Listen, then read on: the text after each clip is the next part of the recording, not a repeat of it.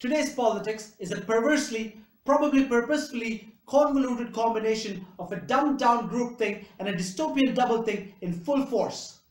To explain the concept of doublethink at depth is out of scope here, but look it up. It'll be worth your time in patriotic gold. For those unfamiliar with George Orwell's 1984, doublethink is to deliberately believe in lies while knowing they're false. Like believing war is peace, or believing freedom is slavery, or believing ignorance is strength.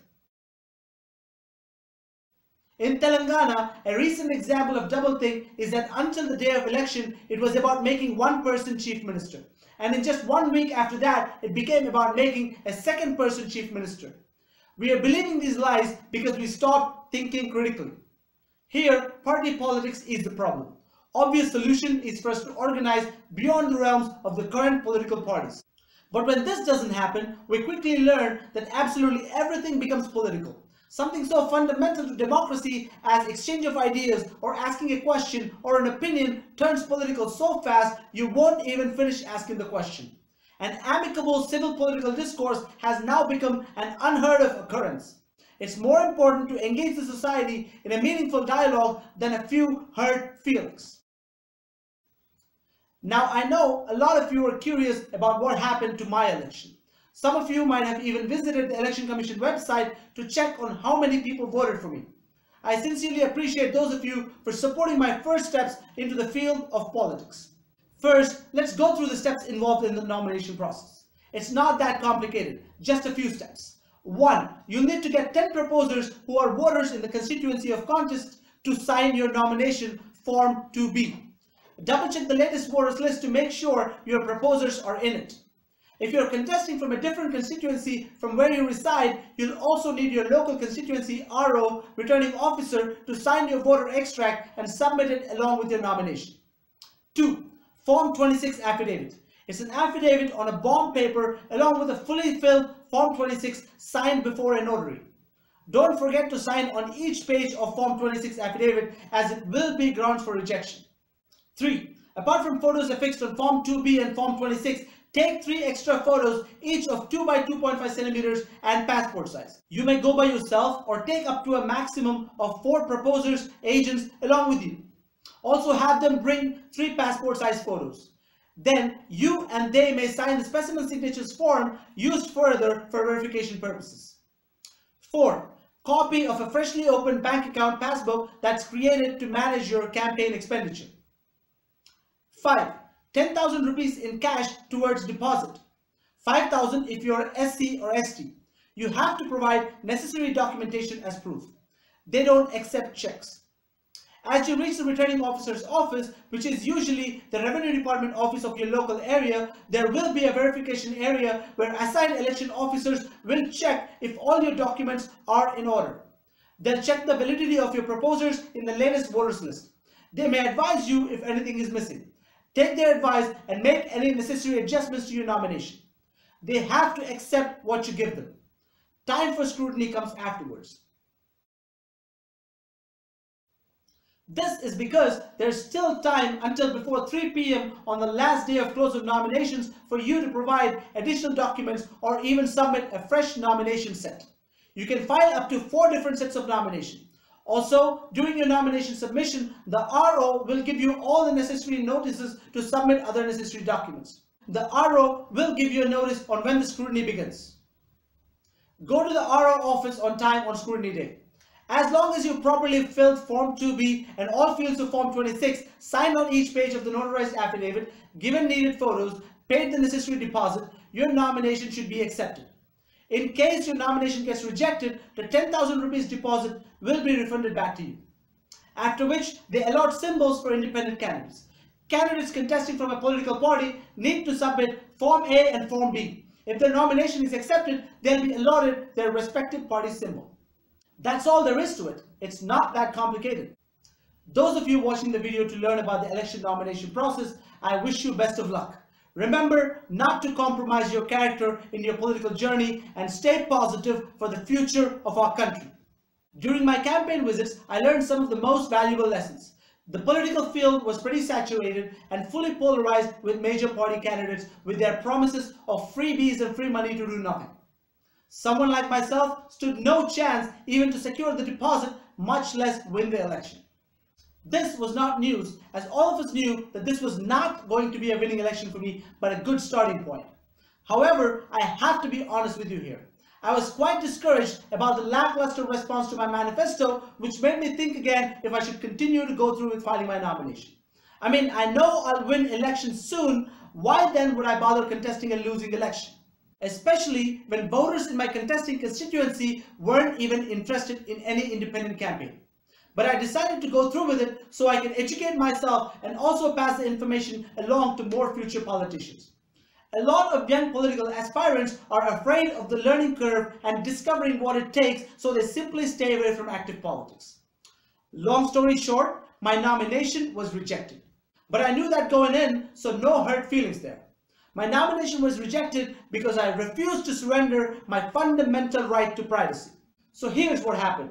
In the process of filling Form 26, I learned something very interesting and worth highlighting. So rather than pursuing a futile election, I chose to settle for a salvageable petition. All points about to be made have to be dealt with a bit of critical thinking.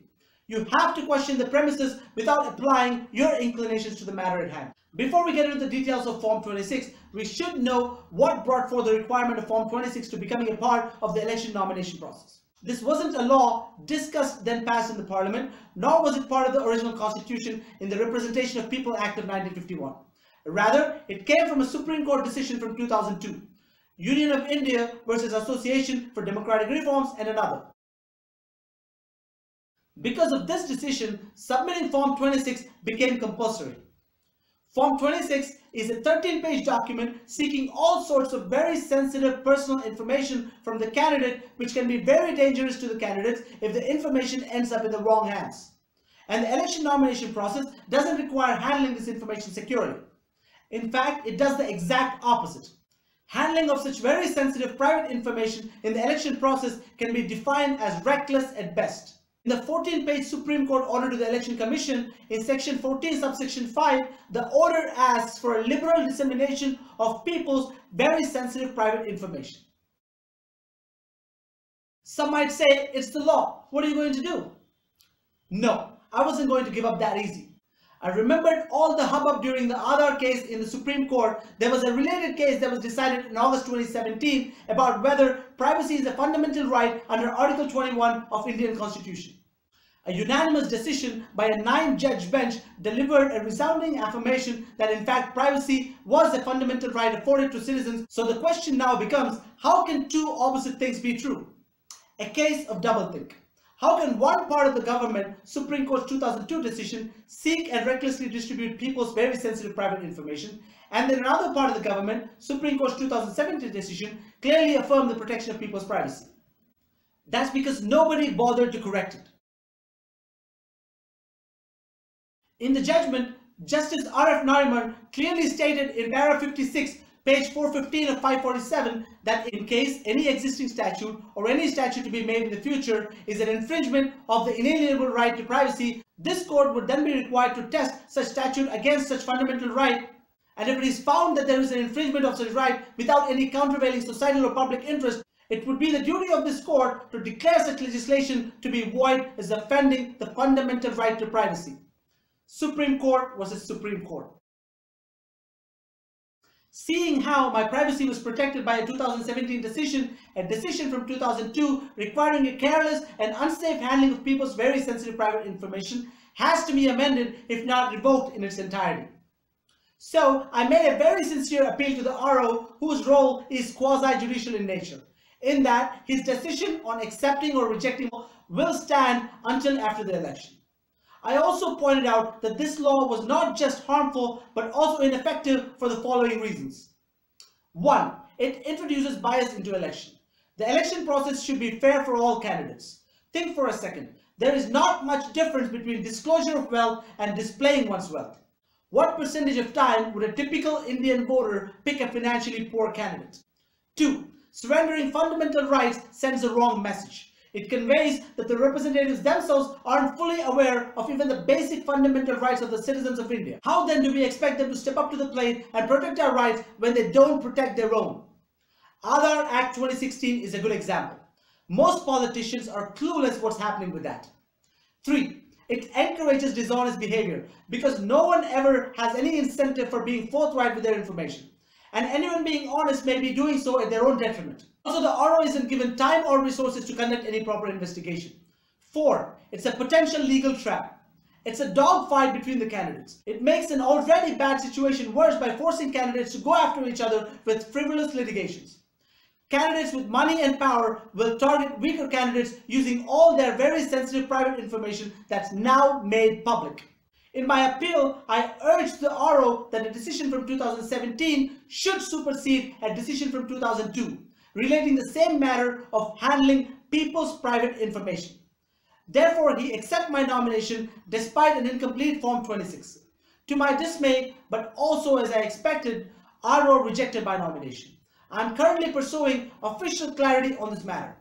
This entire process has proved one thing positively, that for me to exercise my right to contest in an election was only going to be allowed upon giving up my fundamental right to privacy.